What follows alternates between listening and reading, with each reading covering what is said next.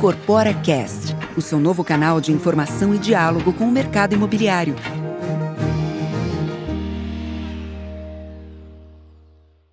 Olá, você que nos ouve e nos assiste. Esse é mais um episódio do Incorpora Cast, o seu canal de informação e diálogo com o mercado imobiliário. Eu sou Emília Bisotto, sou jornalista e vou conduzir o episódio de hoje. Bom, hoje a nossa conversa será com a Márcia Bonilha, diretora jurídica da Cetim Corporação. Márcia, é um prazer te receber aqui.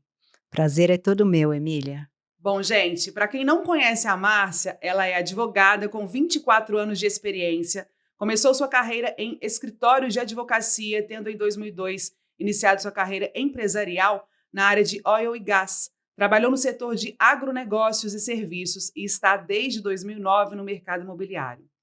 A Márcia está no ranking dos 50 executivos jurídicos mais admirados da publicação feita pela Análise Editorial, edição 2021, e é integrante do Comitê Jurídico da Abrainc, membro do Abradim, do IBGC e do Instituto de Direito Contemporâneo. Márcia, seja muito bem-vinda. Antes da gente começar o nosso bate-papo, eu gostaria que você falasse um pouquinho sobre a sua trajetória profissional e acadêmica. Conta pra gente. Se apresenta também, fica à vontade. Muito obrigada. Bom, grande prazer estar aqui com vocês hoje para esse bate-papo. E a minha trajetória acadêmica, Emília, é bastante curiosa, assim, porque eu venho de uma família em que a formação jurídica era quase que obrigatória, né? Meus pais têm formação jurídica, meus tios-avós, meus primos, todo mundo que fez faculdade na minha família fez faculdade de Direito. Mas eu tinha vontade mesmo de ter a sua profissão. Eu tinha vontade de ser jornalista, né? Me identificava com os jornalistas, passava ali na frente da Casper Libero e queria estudar ali, né? 91, 92, 93 era uma época em que, para ser jornalista, a gente não precisava ter diploma, né? Você podia ser jornalista sem ter a faculdade. Então, negociei ali com os meus pais que eu cursaria Direito e depois, então, poderia seguir a carreira de jornalista.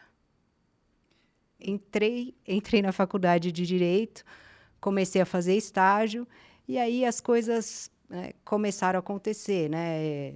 Escritório de advocacia, acabei me apaixonando pelo direito também, pela advocacia propriamente dita, e continuei gostando muito de escrever, continuei apaixonada pelo jornalismo, mas o que eu sigo escrevendo são artigos, mas artigos mais dentro da área jurídica mesmo. Quem sabe um dia eu ainda venha aí, né, a trabalhar, a estudar jornalismo, uma profissão pela qual assim eu nutro profunda admiração. Eu recomendo. Jornalismo é uma área muito boa, eu gosto muito e é importante que você realize também esse outro lado, né? Importante, esse desejo aí que está latente. Bom, Márcia, me conta um pouquinho sobre como que surgiu o interesse pelo setor imobiliário, né? Você se formou aí na área jurídica, mas como que foi seguir essa direção aí para o setor imobiliário? Conta pra gente. Então, eu, depois de trabalhar em escritório de advocacia, eu acabei indo para trabalhar numa empresa que era cliente do escritório em que eu trabalhava, né? A Petróleo Ipiranga. Incrível trabalhar lá, adorei, fiz amizades que eu tenho até hoje. E da Petróleo Ipiranga saí e fui para o mercado de agronegócios. Sempre fui uma pessoa que até esses dias estava ouvindo outro podcast do Ricardo Basaglia, da Michael Page, com Márcio Trigueiro, que foi CEO da PDG, e ele disse uma coisa assim que eu acho que reflete bem o que eu penso, né? Que para a gente evoluir, aí acho que não só como profissional, mas no âmbito pessoal também, a gente sempre deve ter um pé no desconforto, né? E um pé no conforto. Se a gente tiver os dois pés, né, na zona de conforto, a gente não anda, né? A gente não evolui, né? Então, eu sempre tive isso muito claro para mim. E aí eu acabei mudando de mercado radicalmente, indo para a área de agronegócios. Fiquei um tempo na área de agronegócios, fiz um IPO nessa empresa em que eu estava. De lá, fui para a área de serviços, fui trabalhar numa empresa de aluguel de carros, na Unidas. Lá eu conheci uma pessoa assim, que foi muito importante para a minha carreira, que foi o Carlos Malagoni. Ele acabou saindo dessa empresa e foi para uma empresa do mercado imobiliário, a Klabin Segal. E, na Klabin Segal, tive a oportunidade, então, né, criada pelo Carlos Malagoni, de iniciar minha carreira no mercado imobiliário. Foi muito, muito desafiador no começo, né, porque é um mercado completamente diferente daqueles em que eu havia trabalhado até então, mas muito prazeroso. Sou apaixonada pelo mercado imobiliário, apaixonada pelo que eu faço, e eu acho que isso é muito importante, né? A gente trabalha muito, mas a gente trabalha com amor, a gente trabalha com prazer, e naquela linha do que eu acabei de dizer, né? Sempre com um pé, né, fora da zona de conforto, né? Toda vez que eu percebo que eu estou, né, ficando confortável com aquilo com o meu dia a dia, eu busco coisas novas, eu busco aprender coisas novas, porque a gente precisa evoluir, mesmo estando há tanto tempo no mercado, né? Sim, então, Márcia, esse caminho foi um caminho que foi fluido, né, para buscar desafios em outros setores, e naturalmente você foi segmentando para o setor imobiliário. Exatamente. Sim, então agora a gente vai passar para o nosso primeiro tema dessa conversa, para falar sobre desburocratização. A construção civil foi um dos segmentos da indústria mais significativos na recuperação da economia brasileira. Em 2021, os lançamentos de imóveis residenciais cresceram 27%, totalizando 153.726 novas unidades. Esse dado é uma fonte da Abrainc, da FIP. Nesse contexto, a pandemia nos trouxe diversas tendências e transformações. Uma delas foi a capacidade de fazer contratos de maneira virtual, online, de fazer com que os documentos chegassem aos cartórios por meio de transferência direta de arquivos para que fossem registrados de forma mais rápida. Comenta pra gente um pouco como é que foi esse processo na Cetim, esse processo dessa chegada aí da tecnologia meio que urgente. Na verdade, assim, a transformação digital, ela era inevitável, né? Todo mundo diz isso, né? Que ela era inevitável e que a pandemia apenas acelerou esse processo. E mudou o modo de vida das pessoas por completo. Então, o que a gente imaginou que fosse acontecer, de os contratos, né, que de início na Cetim, a gente passou a assinar os contratos de forma digital, ou seja, os contratos que eram assinados no papel passaram a ser assinados através de uma plataforma digital. A gente imaginou que, de repente, isso, né, estava acontecendo durante a pandemia, porque as pessoas não queriam, né, ir até o estande de vendas, ir até um corretor, ou que o corretor fosse até a sua residência, né, não queriam tinham aquele receio de encontrar pessoas, tudo. A gente imaginou que isso fosse ser algo passageiro. Não, isso virou a regra, né? A exceção é que o contrato seja assinado em papel. Então, essa foi a primeira grande mudança. Então, a gente teve vendas que foram feitas assim, totalmente à distância, assim, que o cliente sequer fosse visitar o produto, sequer fosse ao estande de vendas, porque, inclusive, os estandes de vendas, por disposição legal, ficaram fechados durante um período, durante a pandemia, né? Com relação aos cartórios, essa mesma transformação acabou acontecendo, porque os cartórios eles ficaram fechados, mas eles tinham a obrigação de continuar recebendo os documentos para registro. Então, era uma tendência que foi acelerada por conta da pandemia. A gente ainda hoje vê os cartórios recebendo os documentos para registro por meio digital. A gente costuma mandar esses documentos por meio físico, assim, como uma exceção, mas os cartórios, eles têm ainda as regras deles, eles têm os prazos deles, né? E esses prazos ainda não foram, vamos dizer assim, adequados em virtude da transformação digital. É isso ainda que a gente busca com essa desburocratização aí, né? É um setor muito regulado, o setor imobiliário, né? Sim, nós fomos um pouco não, fomos completamente forçados a nos adaptar a essa realidade por conta do contexto de pandemia. Como que foi sentir essa mudança partindo do consumidor? Você disse que boa parte dos contratos estavam sendo feitos quase que 100% online.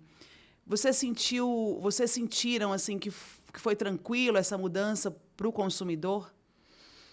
Sim, porque os consumidores eles já estavam fazendo todas as compras online, né? Então, quer dizer, o consumidor que estava acostumado a ir até o estabelecimento comercial, né, para fazer qualquer outra compra, ele passou a fazer as compras à distância. Não foi diferente com a compra do imóvel. Claro que é uma compra, via de regra, a compra mais importante, a maior compra que se faz na vida de uma pessoa, né? Mas, ainda assim, como ele já estava habituado a fazer outras transações à distância, né, transações, né, de qualquer modalidade que fosse, né, a transação imobiliária passou a ser feita com mais facilidade, né? Quer dizer, ele tendo a segurança da empresa com quem ele estava transacionando, a intermediação do corretor imobiliário, passando segurança, né, todo o processo a ele, eu acho que fez com que o negócio, né, andasse bem e a venda acontecesse da forma como ele imaginava que deveria acontecer.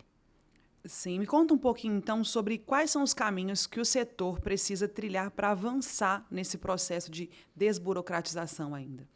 Então, eu acho que essa questão da transformação digital tem dois grandes ganhos, né? O primeiro ganho é a questão da gente poder fazer né, uma transação de onde quer que a gente esteja, né? Então, você quer comprar um imóvel em São Paulo, você não precisa necessariamente estar em São Paulo, você pode estar em qualquer lugar do mundo. Você vai ter ferramentas que te mostrem o apartamento através de tours 360, se for um apartamento na planta, por exemplo, né? Você vai ter todo tipo de informação através do corretor de imóveis, através da incorporadora. Você tem todos os documentos disponíveis, registrados do apartamento. Então, essa possibilidade que você tem de você fazer uma aquisição à distância, eu acho que é o primeiro grande ganho. E o segundo grande ganho é a questão da transparência e da segurança que você tem, porque todo o caminho que é feito quando você faz uma transação digital, ele fica registrado, né? Então, todos os documentos enviados, tudo isso fica registrado. Agora, o caminho, né? Agora, pensando assim, né, o que a gente ainda precisa fazer para que seja ainda melhor, né? Eu acho que, por ser um setor regulado, eu acho que a gente ainda precisa né, estabelecer com os órgãos públicos, com os cartórios, uma relação de evidenciar que, por conta dessas transações estarem sendo feitas por meio eletrônico e da segurança desses meios eletrônicos, a gente consegue ter processos mais ágeis, a gente consegue encurtar os prazos, a gente consegue fazer com que os processos sejam mais simples, né? Sem perder a segurança jurídica. Eu acho que é isso que a gente precisa fazer acontecer. Sim, então, todos esses setores trabalhando de forma coletiva, no caso, facilita a desburocratização. Exatamente. Né? Sim, agora a gente vai mudar o tema um pouquinho, a gente vai falar sobre LGPD, que é Lei Geral de Proteção de Dados. O Brasil, seguindo uma tendência mundial de regulação do uso de dados pessoais, aprovou essa lei em 2018, que é a lei de número 13.709/2018. Essa lei impacta todos os setores da economia, incluindo o setor público, exigindo que organizações revisem suas práticas e adaptem os seus processos. Você, Márcia, como integrante do Comitê Jurídico da Abrainc, você foi uma das lideranças que trouxe para a pauta a necessidade da criação de um guia de boas práticas e governança em proteção de dados pessoais na incorporação imobiliária. Conta para a gente sobre esse guia. Então, Emília, antes de mais nada, eu gosto sempre de frisar que o compartilhamento de dados, o tratamento de dados, nem sempre é uma coisa ruim, né? Porque toda vez que a gente fala em tratamento de dados, em compartilhamento de dados, as pessoas ficam, que bom que agora tem essa lei, né? Que os meus dados vão estar mais protegidos, vão estar mais seguros. E é sempre bom a gente, né, trazer à tona assim, alguns exemplos de aplicativos em que sem os quais o compartilhamento de dados, né, não existiriam, né? O Waze, por exemplo. O Waze é uma ferramenta que só existe, só é o que é, porque há o compartilhamento de localização, né, de dados pelos seus usuários. Inclusive, de início, os seus criadores achavam que o Waze não ia vingar porque os usuários não queriam compartilhar suas localizações, né? Netflix, a mesma coisa. Quer dizer, se você não aceita ali, né, compartilhar as suas preferências com a plataforma, fica muito chato, porque você imagina, você vai abrir ali o Netflix, quanto tempo vai demorar para que ele lhe ofereça, a plataforma lhe ofereça os programas que você pretende assistir? Então, nem sempre o compartilhamento de dados, tratamento de dados, assim, deve ser encarado como uma coisa ruim. Então, esse é o primeiro ponto, né? Agora, a gente falando especificamente do Guia de Boas Práticas da Abrainc, né? Essa ideia que a gente teve ali dentro do Comitê Jurídico da Abrainc, com a Danila, com todos os meus pares, ele nasceu por conta das peculiaridades que revestem o mercado imobiliário, né? Como a gente, né, costuma dizer, o mercado imobiliário ele é um mercado regulado, mas ele é um mercado cheio de informalidades, né? Por exemplo, a gente tem, citar aqui para você, o caso de uma pessoa que vai comprar um apartamento que está pronto, né? Então, ela acessa o corretor de imóveis e pede para que o corretor de imóveis agende para ela uma visita no apartamento. O corretor de imóveis fala com o zelador, né, e compartilha com o zelador do prédio os dados daquela pessoa interessada em comprar um imóvel naquele prédio. Onde é que está o zelador no compartilhamento de dados, né? Na autorização para compartilhamento de dados daquele pretenso comprador de imóveis, né? Ele não aparece, né? Quando o comprador de imóveis, o pretenso comprador de imóveis preencheu lá a fichinha, ele não colocou lá, olha, eu autorizo o compartilhamento de dados, né, dos meus dados com o zelador, né, com o gerente predial, enfim, né? Então, assim, tem determinadas situações que são peculiares, que são próprias do mercado imobiliário, né? Então, até por isso que a gente pensou em fazer um guia que fosse prático, que não fosse um guia só teórico, né? Nesse sentido, né,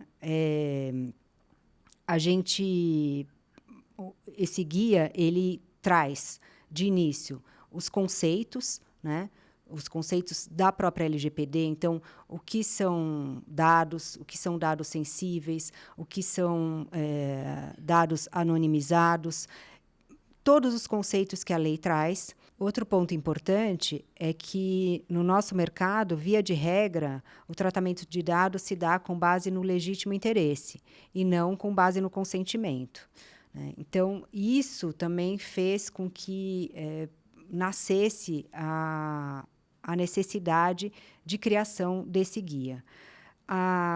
O guia da Abrainc, ele é completo e se presta a dar o caminho das pedras às empresas do setor que precisam se adequar. Ele é um material prático, ele apresenta os conceitos, mas ele elenca quais as atividades o incorporador deve adotar para adequar seus processos à LGPD. É um passo a passo. Né? Ele é um passo a passo. Ele vai, assim, desde o contato do prospect com a incorporadora, passando pela confecção do contrato de venda e compra, até o pós-venda e a gestão do cliente.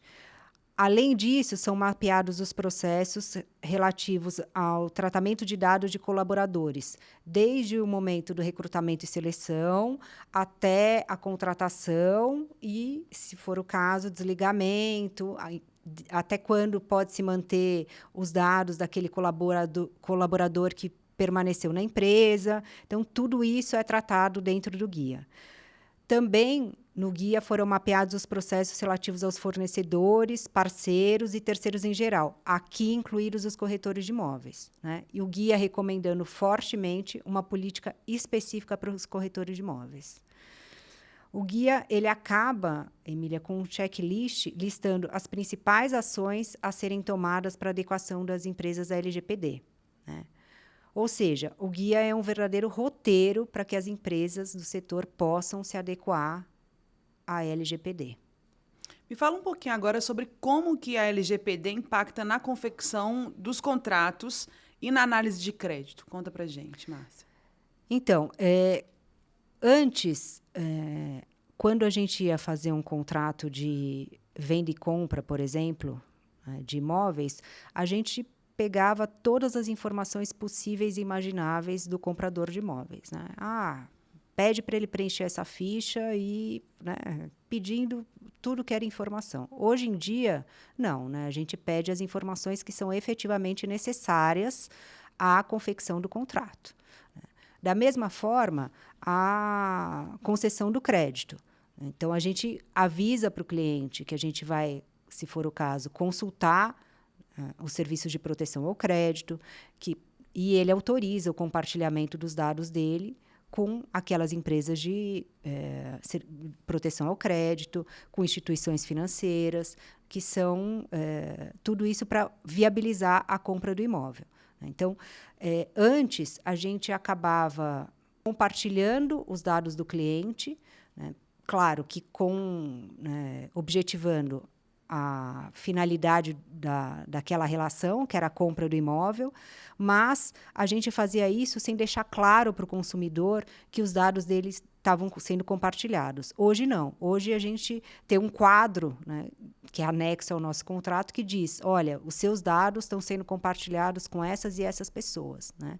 E quando a gente vai colher as informações e os dados dos clientes ou dos prospects, são colhidos os dados que são aqueles efetivamente necessários à compra do imóvel. Porque, naturalmente, o consumidor ele não tinha essa consciência, né? Exatamente. Eu estou pensando, Emília, pessoa física, eu nunca tive essa consciência de que, poxa, é verdade, meus dados eles estão sendo compartilhados, é importante. É isso aí. Essa conscientização. Então, agora a gente vai mudar de tema, a gente vai falar sobre ESG, sobre o tema de governança mais especificamente, né? Essa sigla que significa e se refere ao setor ambiental, social e de governança. Falando sobre governança, nos conte um pouco sobre a sua vivência em gestão de riscos e governança corporativa, considerando a ótica da ESG, mitigação de riscos e oportunidades de melhoria. Essa é uma pauta presente na Cetim? Sim, é uma pauta presente no cotidiano da empresa. E quando a gente fala em gestão de riscos, em mitigação de riscos, a gente está falando em governança, né? E sem governança não há perenidade nos negócios, não há sustentabilidade, né? ESG, como eu costumo dizer, é uma jornada. A estratégia de sustentabilidade ela deve estar embutida na estratégia de negócios da empresa, né? A forma de começar essa jornada é conscientizando a alta direção da empresa, né? Sem que a alta direção da empresa tenha consciência da importância desses 3 pilares, né? Do pilar do ambiental, social e de governança, não tem como a gente evoluir nessa agenda, né? Inclusive, a gente tem falado muito sobre as competências que a alta direção, que se busca hoje na alta direção, né? A alta direção hoje, diferentemente do que se buscava no passado, deve ser uma alta direção que tenha uma visão sistêmica, deve ser uma alta direção que tem emoção, que tem intuição, deve ser uma alta direção, sim, que trabalhe com tecnologia, trabalhe com inovação, mas também que seja voltada à missão, a propósitos, né? E essa alta direção ela deve, então, ter a consciência da importância desses pilares, né? Desses pilares ESG. Então, a alta direção, estando alinhada a isso, fica muito mais fácil da gente iniciar um mapeamento de riscos, né? Como a gente faz num programa de compliance, né? Um programa de GRC, de gerenciamento de riscos e compliance, que a gente pega os processos da empresa como um todo, faz um mapeamento e vê o que a gente deve abolir, que práticas a gente deve abolir, que práticas a gente deve melhorar, né? E que práticas a gente deve ou pode acrescentar. Então, hoje, fica muito claro que aquelas empresas, né, que não entenderam que o mundo mudou, né, que hoje só é bom para a empresa se for bom para o cliente, se for bom para o planeta, né, se for bom, tem que ser bom para todo mundo. Tem que ser o capitalismo voltado aos stakeholders, né, não o capitalismo voltado aos acionistas. Né, não é mais aquela questão de que tem que dar lucro e ponto final. Então, as empresas que não entenderam isso, essas empresas vão acabar. Vão acabar e vão acabar rápido, porque todo dia nasce um consumidor que é muito mais consciente, né? Que quer entender o que a sua empresa faz, quais são as práticas sustentáveis que a sua empresa tem, quais são as práticas sociais que a sua empresa tem, como a sua empresa trata o tema da diversidade, como a sua empresa trata, como a sua empresa é transparente em termos de transparência, né? Então, tudo isso... E não é uma moda, né, Márcia? Não é uma moda. É uma moda, vai passar, não é uma moda. Não é. Veio pra ficar. É um caminho sem volta. Então, eu acho que muito mais do que a gente imaginar que isso é uma coisa assim, é por conta dessas siglas, é uma coisa que o mercado está cobrando. Não, é uma mudança comportamental, uma mudança cultural, é uma mudança que já aconteceu, né? Não é uma mudança é uma mudança que já aconteceu. O mundo mudou, né? E não dá mais para a gente continuar fazendo o que a gente fazia lá atrás, né? Eu acho que a gente deve buscar uma inovação sempre de forma consciente, com prioridades a longo prazo, tomando decisões sobre o futuro com base no legado e no passado que a gente quer deixar. Com certeza. Nesse sentido, Márcia, qual que é a dica que você gostaria de dar, né, dentro da sua experiência, do que a gente já conversou aqui, para as empresas que ainda não implementaram, né, a sigla ESG e essa prática de governança social, ambiental, dentro das empresas? Tem alguma dica aí que você possa passar para quem estiver nos escutando, nos assistindo? Eu acho que a principal dica é se conscientizar de que isso não é um modismo, sabe?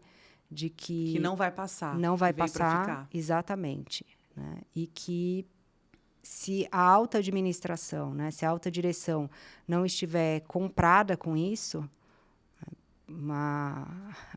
vai ser muito difícil qualquer mudança dentro da organização. Então, a primeira coisa a se fazer é mudança de comportamento, mudança de atitude dentro da alta direção, alta administração.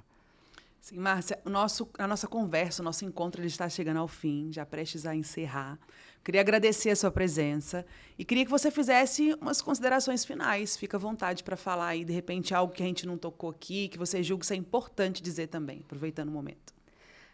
Na verdade, eu queria agradecer muito a oportunidade, né, desse nosso bate-papo aqui. Queria agradecer a Danila, da Abrainc, a Fran, todos os meus colegas do Comitê Jurídico, né, e dizer que, na verdade, essa oportunidade de estar aqui, de falar um pouco sobre o guia de LGPD, que foi um guia, acho que sonhado, inclusive, dentro do Comitê Jurídico e que agora se concretiza, né, e a prova de que, quando a gente idealiza e corre atrás, né, fazendo com trabalho, com dedicação, com seriedade, dá certo.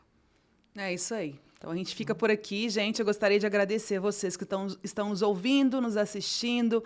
Se você quer assistir de novo esse conteúdo ou ouvir esse conteúdo, corre lá no YouTube, no canal da Abrainc, ou então nos canais de streaming para escutar esse conteúdo. Eu aguardo vocês. Até a próxima. Até já. Tchau.